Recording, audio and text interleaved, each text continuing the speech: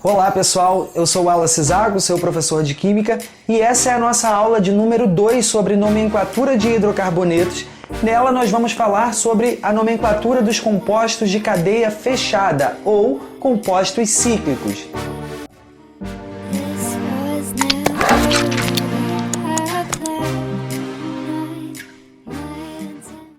Esses compostos de cadeia fechada, os cíclicos, eles estão subdivididos em dois grandes grupos. São eles os compostos alicíclicos e os compostos aromáticos. Os alicíclicos são aqueles compostos que não são aromáticos, ou seja, a gente vai ter a presença de ciclos, mas a gente não tem, por exemplo, as duplas ligações alternadas entre si, tá? E aí, então, no âmbito desses compostos alicíclicos, a gente vai ter uma subdivisão aqui, ó, entre ciclanos e ciclenos. Os ciclanos também são conhecidos como cicloalcanos e os ciclenos são conhecidos como cicloalcenos. A gente tinha visto na aula anterior, na aula de número 1, que eu vou deixar o link aqui embaixo para vocês, que um alcano era um hidrocarboneto que não possuía insaturação na sua cadeia principal, e um alceno seria um hidrocarboneto que possuía uma ligação dupla na sua estrutura. Como a gente está falando agora de compostos de cadeia fechada, então quando eu estiver falando de um ciclano, ou seja, um cicloalcano, eu vou ter uma estrutura de um composto de cadeia fechada, porém saturada, ou seja, as ligações entre os meus átomos de carbono serão todas do tipo simples, serão ligações simples. E quando eu estiver falando de ciclenos, eu vou ter então compostos sendo representados com duplas ligações, beleza? Então, como a gente faz para dar um nome na prática para esses compostos? Não é complicado. A gente vai seguir, basicamente, a regrinha que a gente utiliza para dar o nome de um hidrocarboneto de cadeia aberta, só que a gente vai precisar colocar o termo ciclo, a palavra ciclo, antes desse hidrocarboneto correspondente. Como assim, Wallace? Vamos lá para o quadro para a gente, então, mostrar na prática como isso funciona de verdade. Olha só, nós temos aqui, no primeiro caso, um cicloalcano, né, ou um ciclano, com 1, 2, 3, 4 átomos de carbono. Como é que eu dou nome para isso? Já que é uma estrutura fechada, ou seja, eu tenho um ciclo, vai ficar o seguinte, ó. Ciclo, são quantos átomos de carbono? 4. O prefixo para 4 átomos de carbono é but. Então, ciclo, but, porque eu tenho 4 átomos de carbono. Entre os átomos de carbono eu só tenho ligações simples, então o infixo será AN. Por se tratar de um hidrocarboneto, termina com O. Então, essa estrutura, esse primeiro exemplo, se chama ciclobutano. No segundo caso, se a gente for fazer uma comparação com o primeiro exemplo, a única coisa que está mudando é que agora eu tenho uma ramificação, e isso faz muita diferença, né? Então eu vou ter aqui, ó, o carbono de número 1, carbono 2, carbono 3, carbono 4. Por que que a ramificação ela faz muita diferença? Porque toda vez que eu tiver um cicloalcano e nele aparecer uma ramificação, eu começo a numerar a minha cadeia principal a partir daquela ramificação. Então eu vou ter aqui, ó, no meu carbono 1 a ramificação metil, ou seja, uma ramificação de um carbono só. Então, prefixo para um carbono só é met, né? Por ser um radical, vai terminar com il. A gente vai ver isso na aula de ramificações. Então nós temos aqui metil, ciclo, quantos carbonos são? 4, então o prefixo é but. Entre os átomos de carbono eu só tenho ligações simples, então o infixo é AN.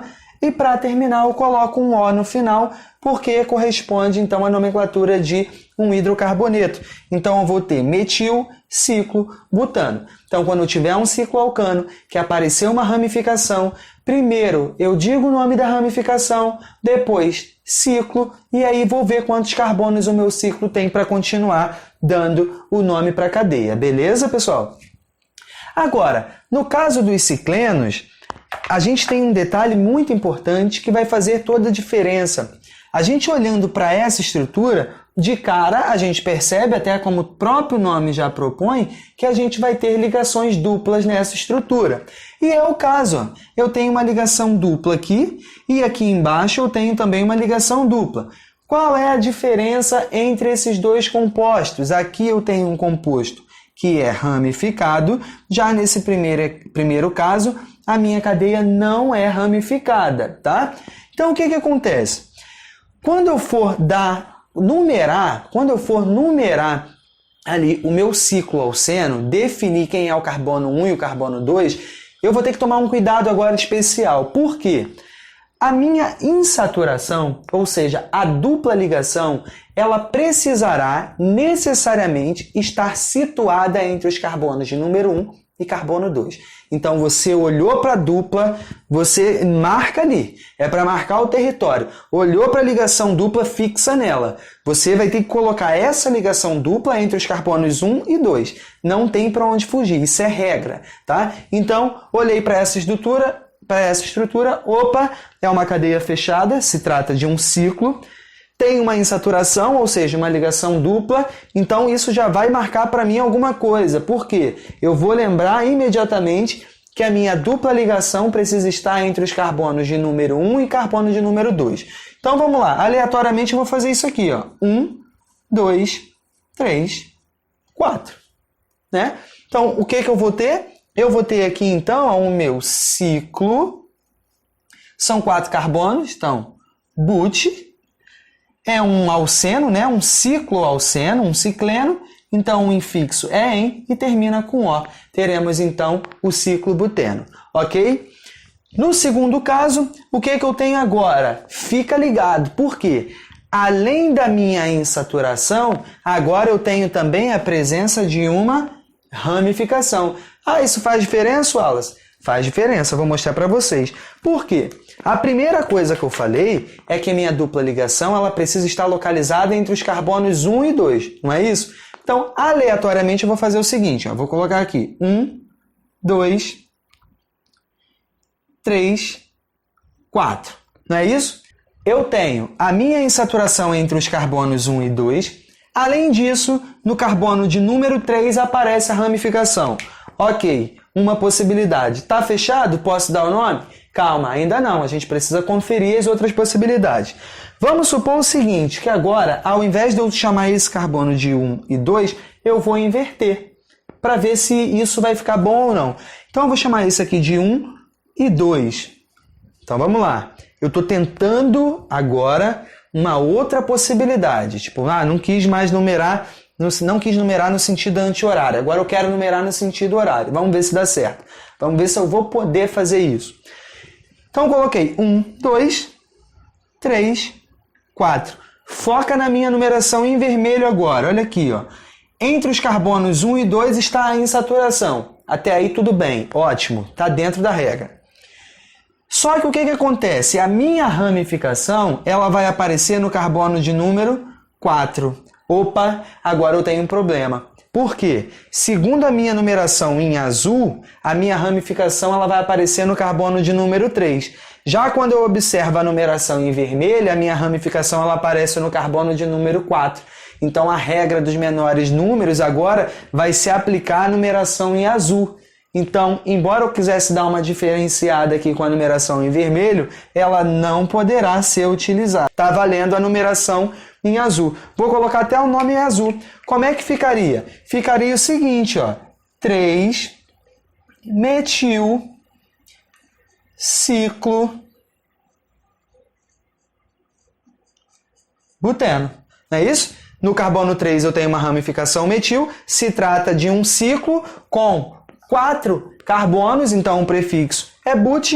Entre os carbonos 1 e 2 eu tenho aqui ó, a ligação dupla, então eu vou marcar aqui com o infixo em, e como é um hidrocarboneto vai terminar com O, 3-metil ciclo buteno. Beleza, pessoal? Agora a gente vai falar então um pouco, vou apagar o quadro e a gente vai voltar falando um pouco sobre os compostos aromáticos. Bom, pessoal, agora a gente vai falar um pouco sobre os compostos aromáticos. O que são os compostos aromáticos? Esses compostos são caracterizados principalmente por serem compostos de cadeia fechada que possuem duplas ligações alternadas. Como assim, Wallace? Essas duplas ligações alternadas que eu estou falando é o seguinte: a gente vai ter uma ligação simples, uma dupla, uma simples, uma dupla, ou seja, elas vão estar de fato alternadas entre si.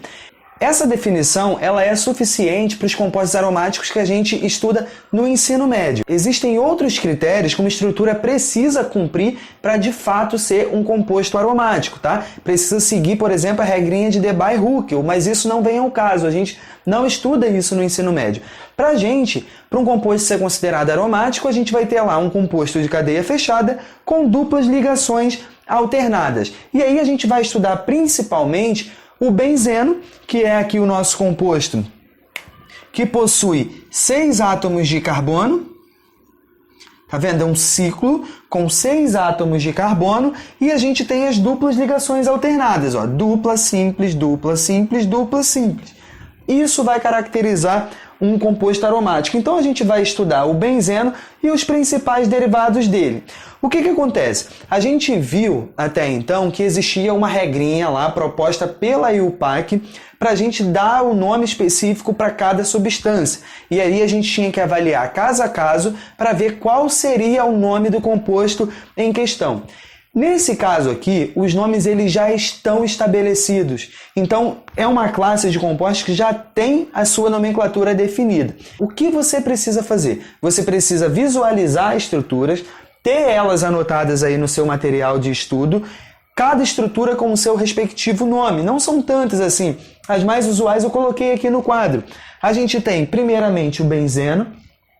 Quando a gente tiver 2 anéis aqui, ó, condensados, tá vendo? Condensado significa que eles estão juntos, pertinhos um do outro. Os 2 anéis benzênicos aqui, um coladinho no outro, o nome dessa estrutura será naftaleno. Quando eu tenho os 3 anéis benzênicos, um ao lado do outro, essa estrutura a gente chama de antraceno. Então, esses 3 aqui, eles são muito comuns. Então, é interessante que você tenha eles no seu material e que você consiga decorar, consiga associar cada estrutura ao seu respectivo nome. Então, esses aqui são os aromáticos que não têm ramificação mais comuns, ou seja, aqueles que costumam cair mais, aparecer mais em exercícios e também em questões de concurso. Agora, aqui embaixo, o que acontece? Eu tenho nada mais que o benzeno, tá vendo? Se eu tiro isso aqui, eu tenho a estrutura do benzeno. Só que o que acontece? Apareceu uma ramificação.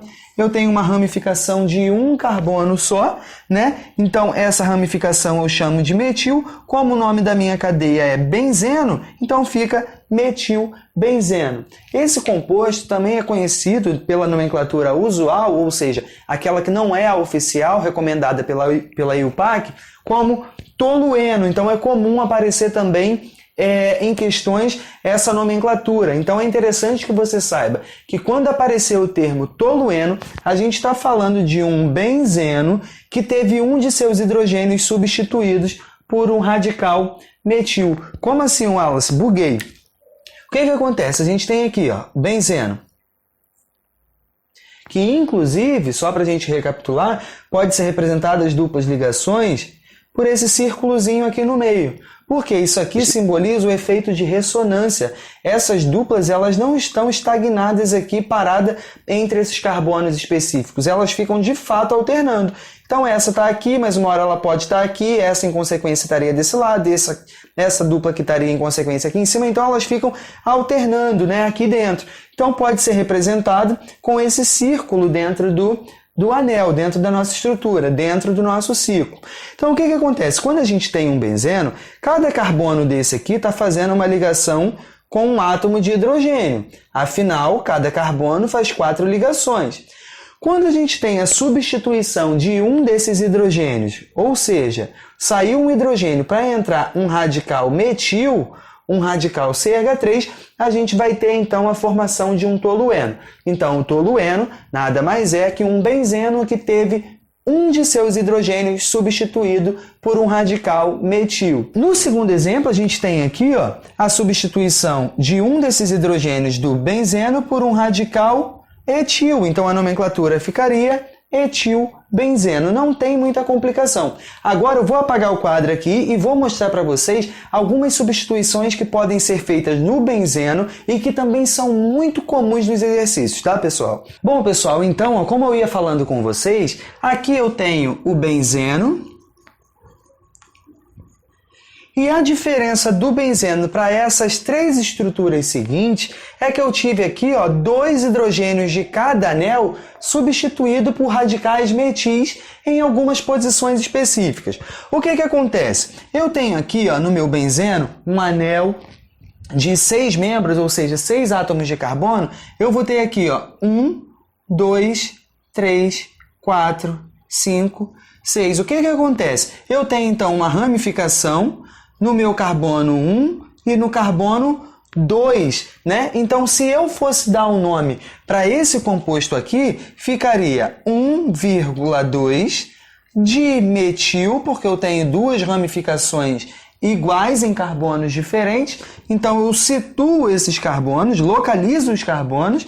No carbono 1 e no carbono 2 eu tenho um radical metil. Não são 2? Uso o prefixo di. 1,2 dimetilbenzeno. Essa seria a primeira forma da gente dar nome a esse composto.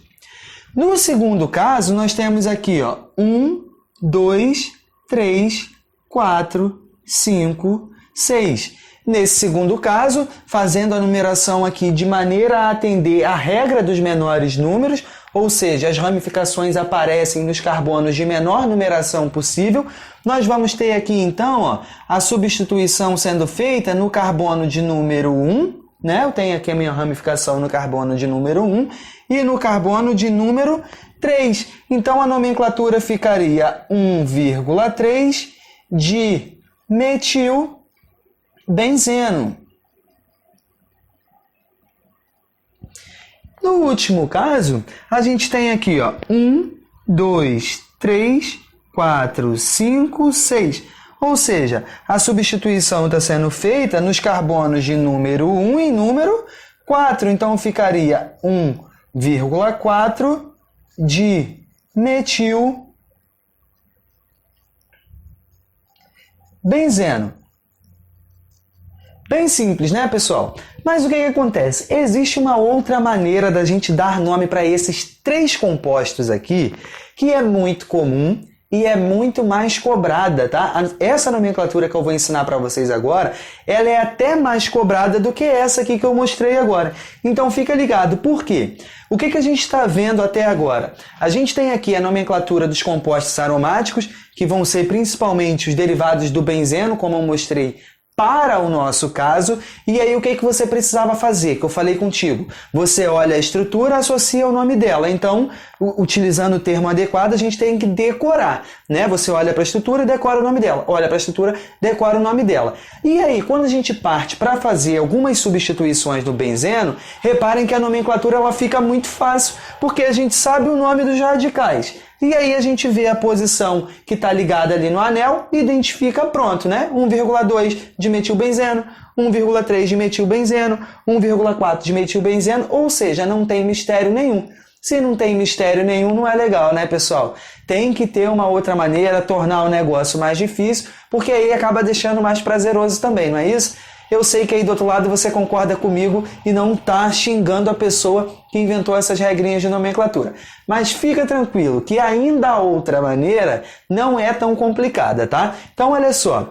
A segunda possibilidade é a seguinte. Eu vou escrever aqui, de caneta preta, tá? A segunda possibilidade seria essa aqui, Quando a gente tiver 2 hidrogênios sendo substituídos ao mesmo tempo num anel benzênico, a gente vai ter então essas possibilidades. Ou eles serão substituídos nos carbonos 1, 2, ou vai ser no carbono 1 e no carbono 3, ou no carbono 1 e no carbono 4. Para cada uma dessas duplas aqui de substituições, a gente tem uma designação, ou seja, um nome específico, que são eles: orto, meta e para. 1, 2, 1, 3, 1, 4. Orto, meta e para. 1, 2, 1, 3, 1, 4, orto, meta e para. Repete aí comigo. Perfeito, eu sei que você fez, tá bom? Bom, pessoal, então foi isso. Essa foi a nossa aula de nomenclatura de hidrocarbonetos de cadeia fechada. Espero que tenham gostado. Se foi útil para você, compartilhe aí também com seus colegas, que isso ajuda a gente a fortalecer aqui o nosso canal. Falou? Um beijo e até a próxima.